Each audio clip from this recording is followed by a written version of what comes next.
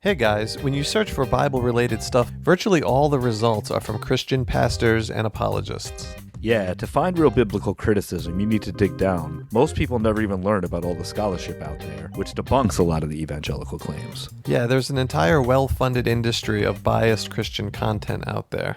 Our show tries to offer a counter-argument to them, but we rely on our listeners to keep the show going week after week.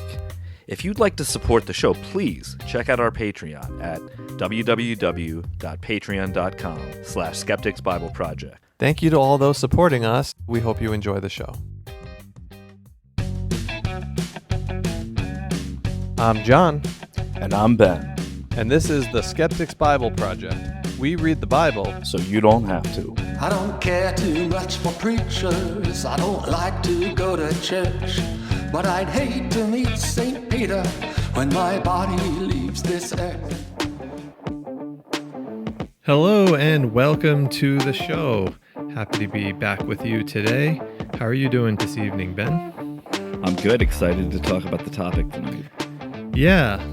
So tonight we're going to talk about the end times and the second coming of Christ, which is, a fundamental belief of pretty much all Christians around the world. The Bible explicitly talks about the return of Jesus and how that will take place and when that will take place. And of course, it raises all sorts of interesting questions. And it's very much applicable because so much of policy and politics in the world center around this idea that Jesus is going to return and in some way or another take the faithful to heaven and to offer some sort of punishment or tribulation to those that are unfaithful and left on earth. And how that will all take place is a major dividing issue among the church. The whole church has lots of different denominations which have varying views of the end times. Ben, I saw an article, a Pew Research poll about Americans and what their view of the end times were. I guess I really wasn't surprised that this many Americans believe this in one shape or another. Like overall, 4 in 10 U.S. adults believe that humanity is living in the end times, which means that the end of the world is coming very, very soon, according to about 40% of all Americans. Among Christians, that's 47%, but among Protestant Christians, it's 55%.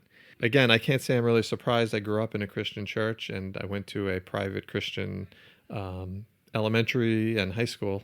This was prevalent. I mean, everyone basically there, in my experience, believed that we were in the end times. And yeah, I think that is a extremely common belief. In my 40 some years on this earth, I've seen enough people that have sort of made predictive claims about the return of Christ, come and go, or apocalyptic prophets that were predicting the end of the world and ended up not being correct. I also think there's a fascination with looking at texts that allege to show the future and are sort of mysterious and trying to puzzle out what you think those texts are referring to. So I can see why there's so much fascination around it. And I think that we'll talk about it. The texts themselves give reasons to believe that the end times are coming soon. In order to make sense of those texts, like that's a belief that would naturally come. Yeah, to me, what sticks out about this is that, if you believe that the world is coming to an end, what are the implications of that in how you live your life, how you vote, and what policies you're interested in? Are you really interested in, let's say, climate change policy that, aims to curb carbon dioxide output over the next few decades, when you really feel like, well, in my lifetime, in the next few decades, Jesus is going to come, and that this isn't going to matter anyway. And it's definitely a pessimistic view of the future as far as like planet Earth is concerned. Also, like we talked about a few episodes ago about rapture anxiety, we read an article about how like growing up with this umbrella of fear that at any moment Jesus was going to swoop in and rapture up.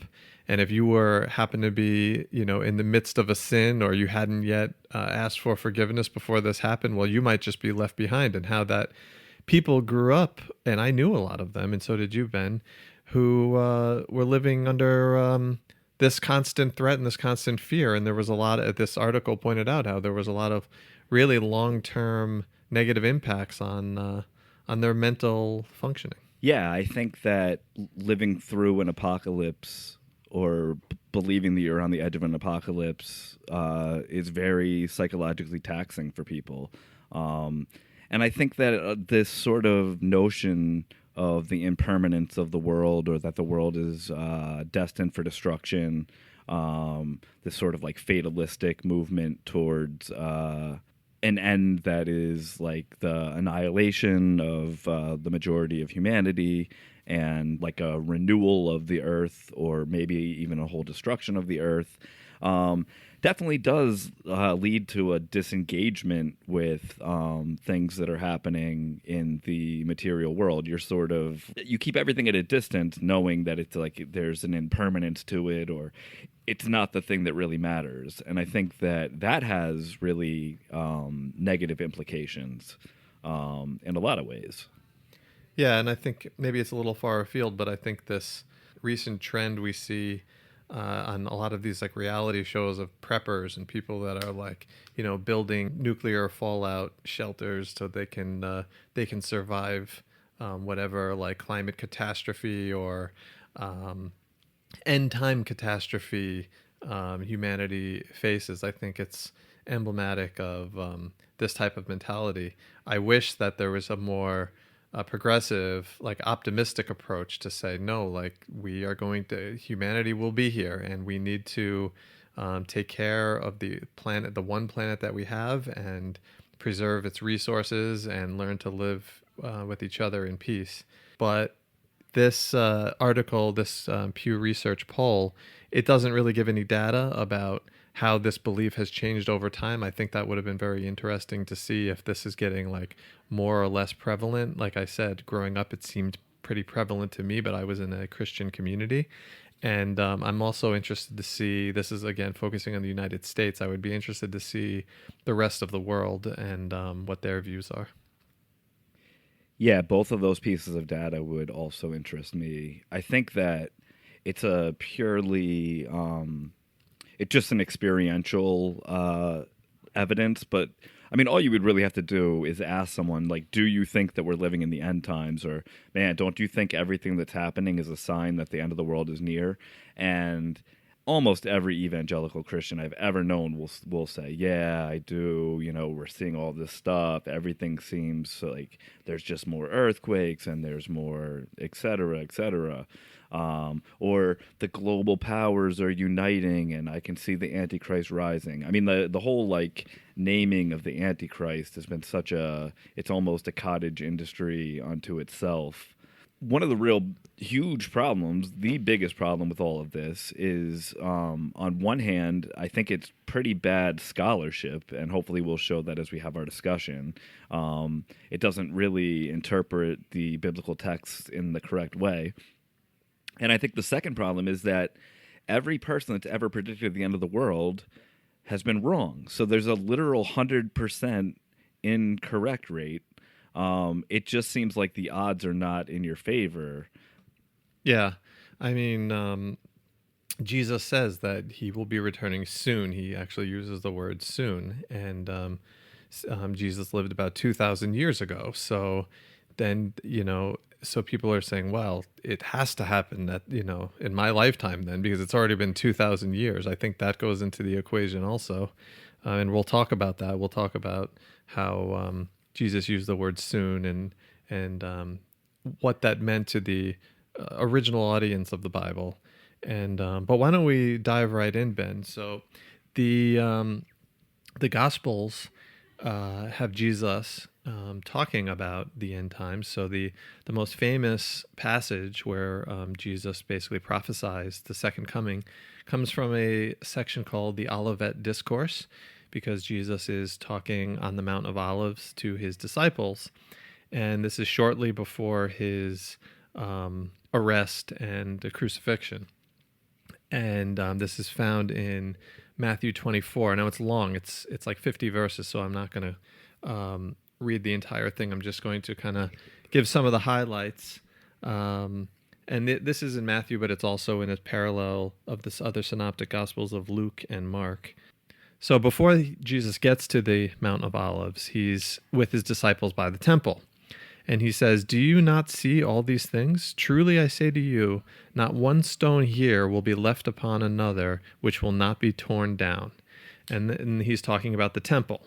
And that would have been a radical prediction, although most textual scholars think that this was written after AD 70, so after the temple had already been torn down. And what Matthew, Mark, and Luke here are doing are going back and having Jesus predict this as a clue to the start of the beginning of the end.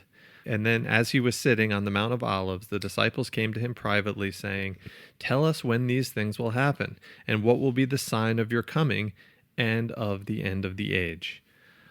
So most scholars don't believe that Jesus actually said these words. These are this is written after Jesus had already been gone, and his followers are desperate for him to return. And these prophecies are written and they're put in on the lips of Jesus.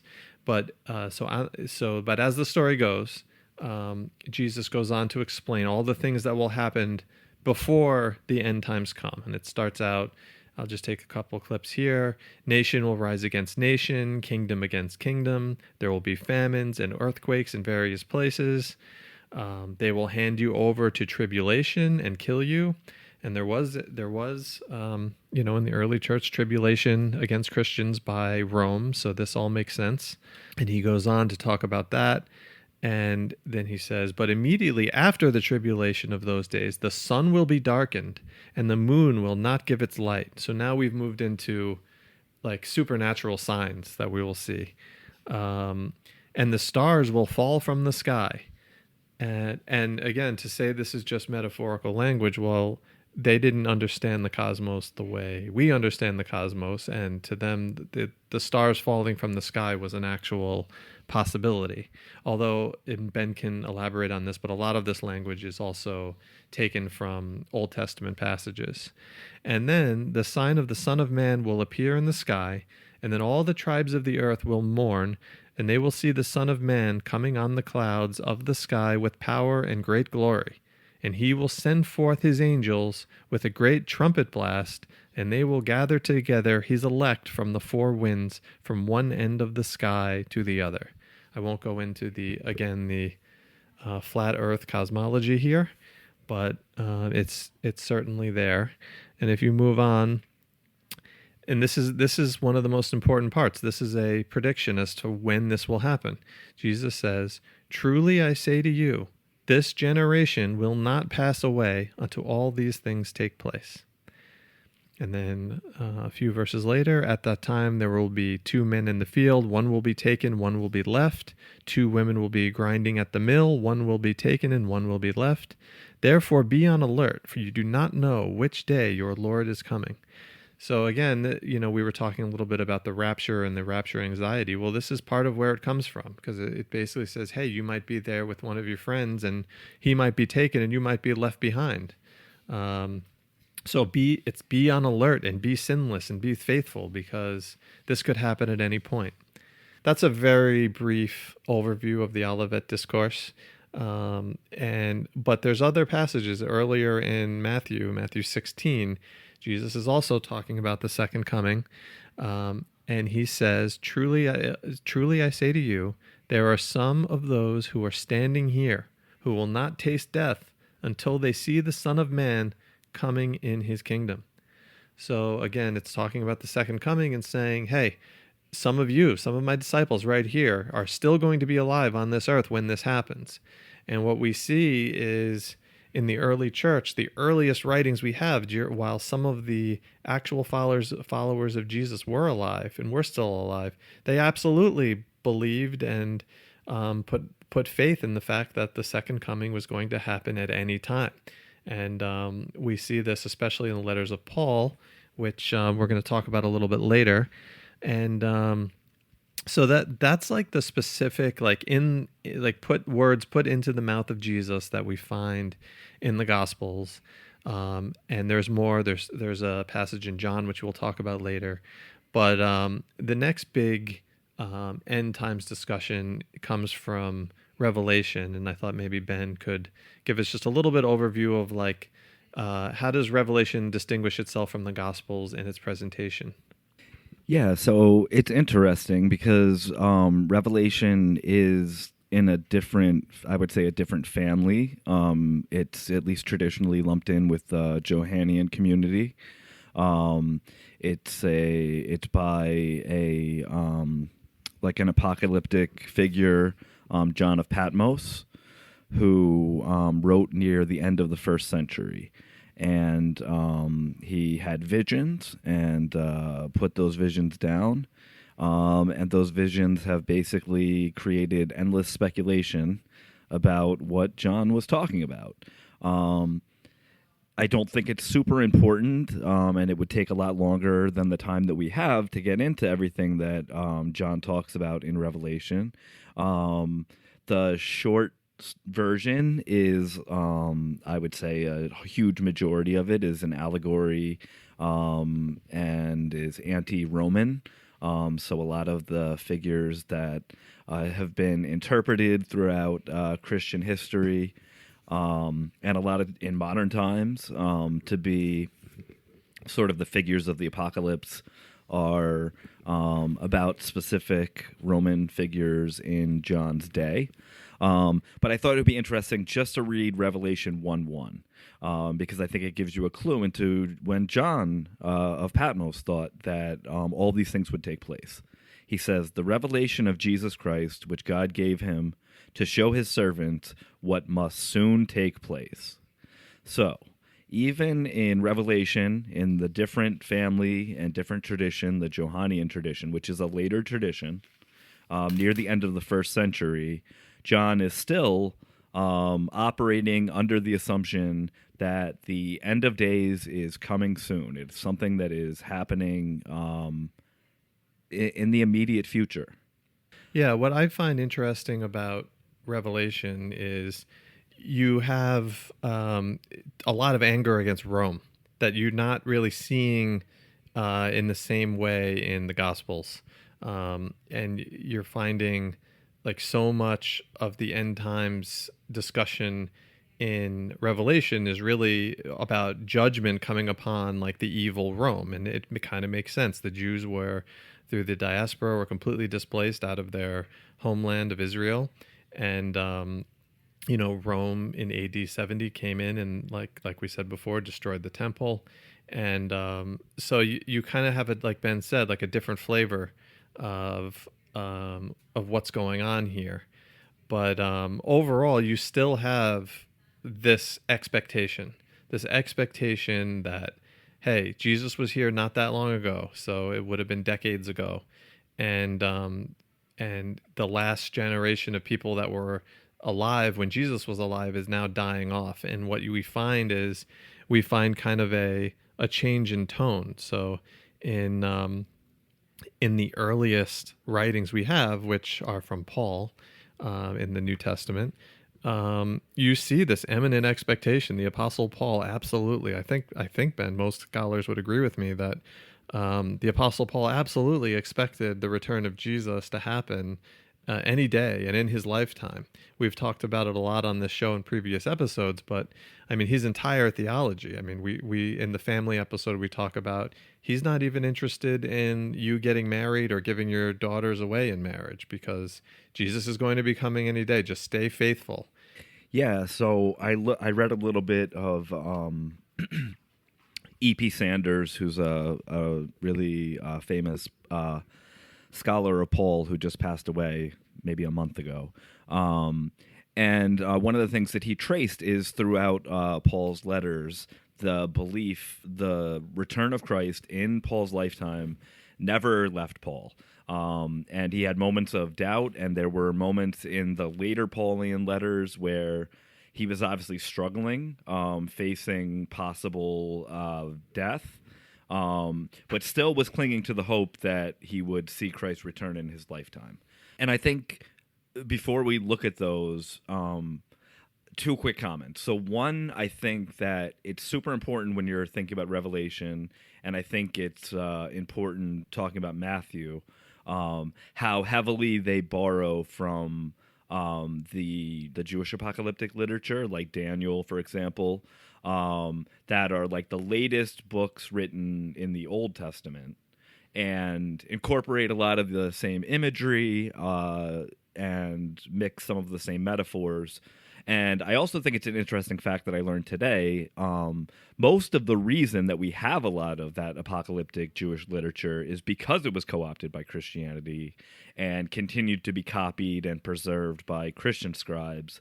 But that also leads us to issues in how they transcribed it and whether they were transcribing it in a way that was faithful to the original Jewish intent or co-opted for some sort of Christian interpolation. Now, we know, for example, we talked about it in our Christmas episodes, that Matthew would often use the Hebrew Bible in ways that were, to put it politely, disingenuous to the original meaning of the text.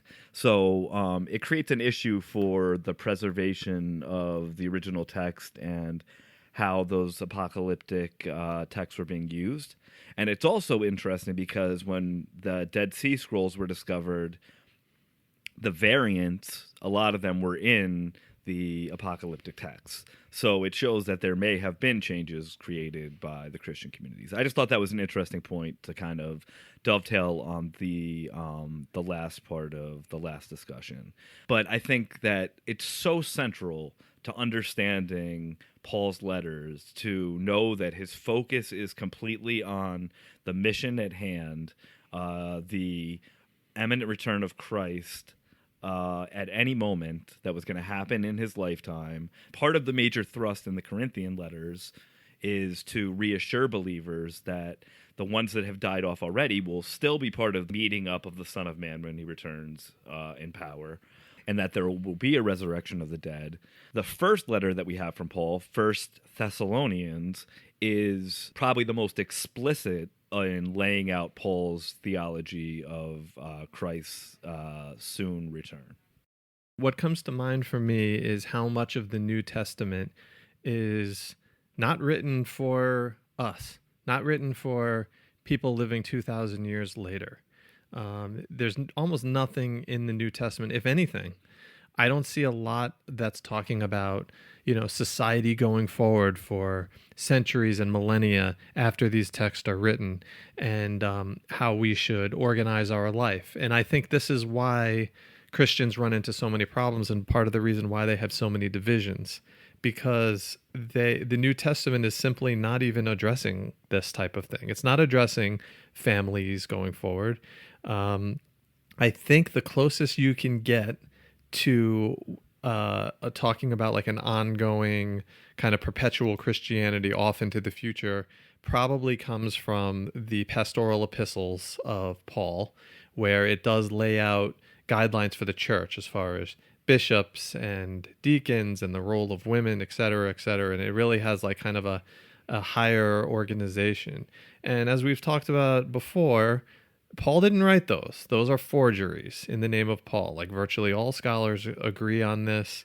We're not going to go into all the reasons why, but we will definitely do more on that in future episodes. But I think it's an important point to say that the Bible, especially the New Testament, is not talking to modern people in any way.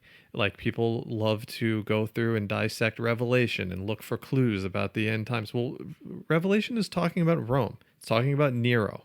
It's talking about events that happened 2 millennia ago, and it was like the end of the world to them.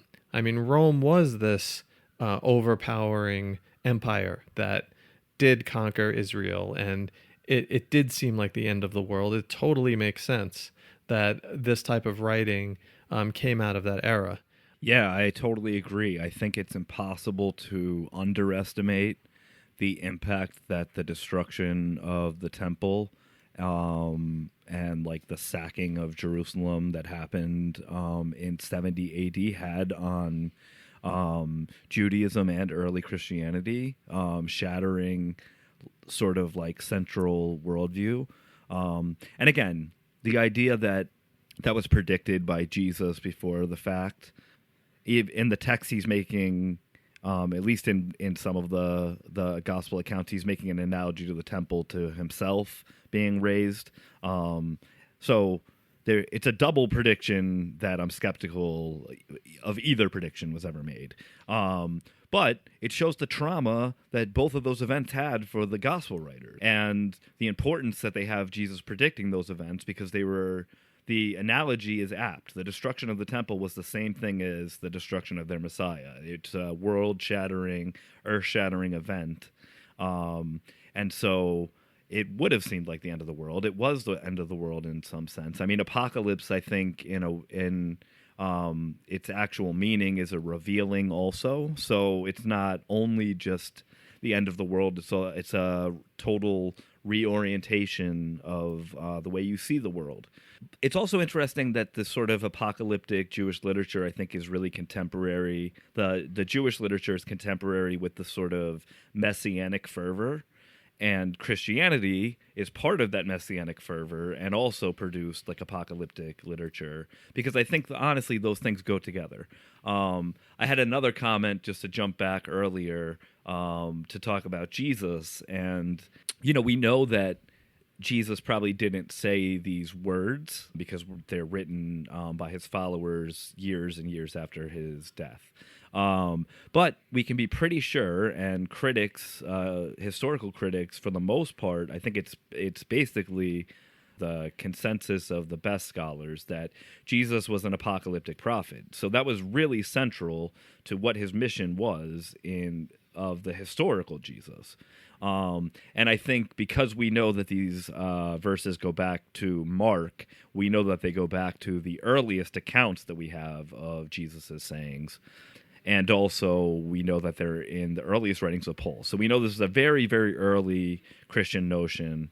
And like John said, the pastoral epistles are a reaction to the delay of this happening, and Christianity having to textualize the reasons for this delay. And we'll probably talk a little bit more about some of the other ways it answered this time period too. Yeah, Ben, I've heard it said by some scholars that the way you analyze prophetic literature is the way you try to figure out the dating of it is like you look at the predictions they got right and the predictions they got wrong. So here, the prediction that was wrong from Jesus is that like the second coming would happen during the lifetime of his followers. But the prediction that he got right was that the temple would be destroyed and not one stone would be left upon another. And that actually happened. The temple was destroyed in AD 70. So a lot of scholars say, okay, well, this was probably written right around that time. And that actually makes a lot of sense based on the manuscript tradition that we have. But I want to come back to, what do modern Christians do with some of these verses? I haven't really heard a good answer. Jesus explicitly is talking about supernatural events. He's talking about the Son of Man descending from heaven, earthquakes, etc., at the second coming. And he said, this will happen while some of you are still breathing. And the explanations, to get around that, I've heard a lot and I've read a lot, and they're not very compelling, because what you really have to do is you have to make like the words of the Bible completely meaningless, because this is a very clear prediction. It was such a clear prediction that the actual followers, the actual first Christians were completely relying on this. We see this in the letters of Paul. And I want to point out a couple verses in John and in Second Peter. So let's start with Second Peter 3:7-10. He talks about how the heavens and the earth are being reserved for fire, kept for the day of judgment. So this is the second coming. And then in 2 Peter 3, verse 8, but do not let this one fact escape your notice, beloved, that the Lord one day is like 1,000 years, and 1,000 years is like one day. Verse 9, the Lord is not slow about his promise, as some count slowness, but is patient toward you, not willing for any to perish, but for all to come to repentance. So 2 Peter is a forged epistle in the name of Peter. It was not written by Peter. It was written after his death. So this is written in a time period where the original followers of Jesus have died. And people are starting to, it sounds to me from reading this that there's people saying, hey, what's going on? Like, Jesus was supposed to come. And this is kind of an apology for that and saying like, oh no, it's not slow as you would count slowness. It's just that he doesn't wish anyone to perish and wants all people to come to repentance. But again, it's still contradictory to what Jesus explicitly says in the Gospels, that this will happen while some of them sitting there were still alive. And then this comes further into focus in the Gospel of John 21:21-23.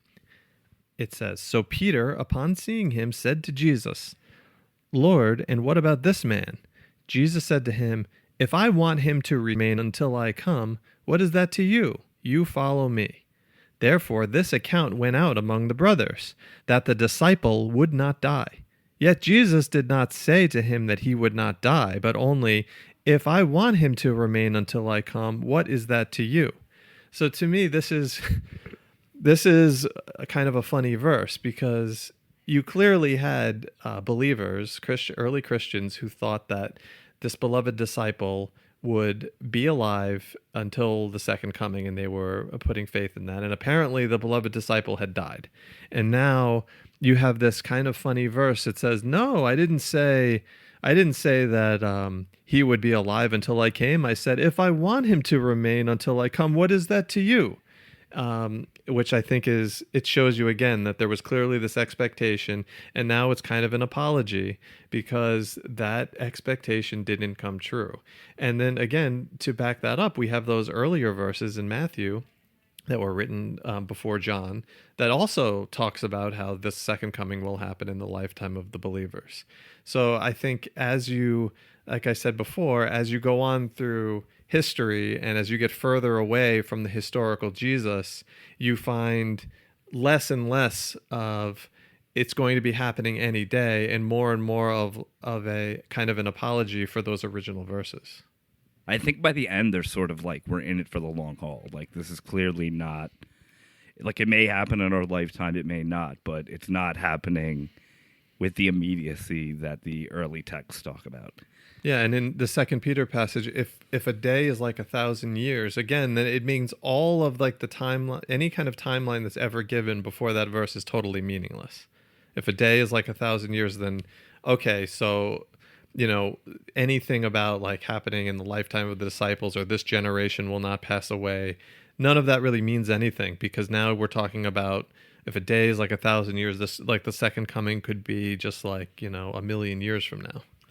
Yeah, it's weird. It's I think it's quoting Psalms, and I didn't look at the original context, but I'm almost certain like the context is not using it in the same way that they're using it in 2 Peter to mean that, oh, well, it's this elongated time that for God is, you're like in dog years and God is in real years, or you know what I mean? Like, I don't think that's, it's probably just like God is so expansive that a day is like 1,000 years to him or something.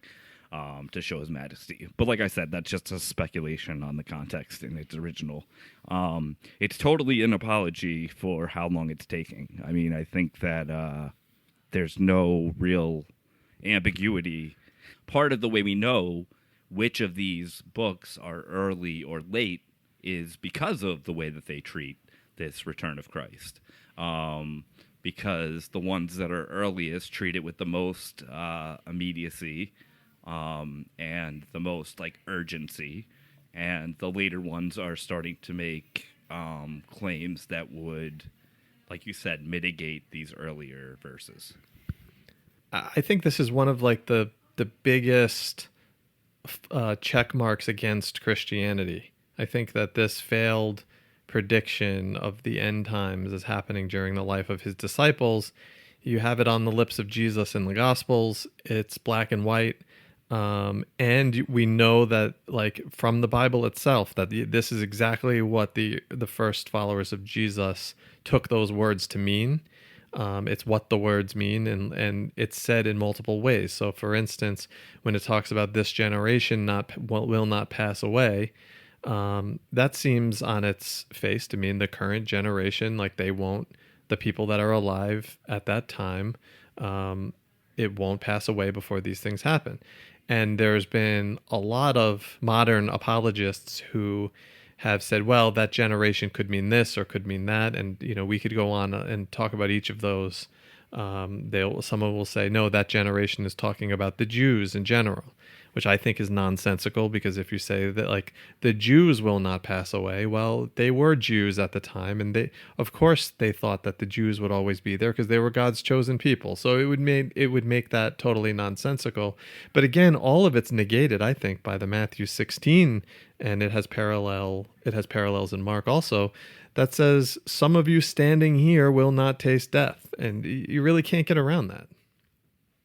Yeah, even when Paul, in First Thessalonians, where he has his famous passage, it's actually interesting because he actually quotes the passage as if it's a saying of Jesus. He says, "For this is what we declare to you by the word of the Lord, that we who are alive, who are left until the coming of the Lord, shall not precede those who have fallen asleep. For the Lord himself will descend from heaven with a cry of command, with the archangel's call, and with the sound of the trumpet of God. And the dead in Christ will rise first. Then we who are alive, who are left, shall be caught up together with him in the clouds to meet the Lord in the air. And so we shall always be with the Lord." So Paul doesn't attribute it directly to Jesus, but he uses that preface usually when he's quoting scripture. We don't really think that Paul had very much access to the words of Jesus, if any at all.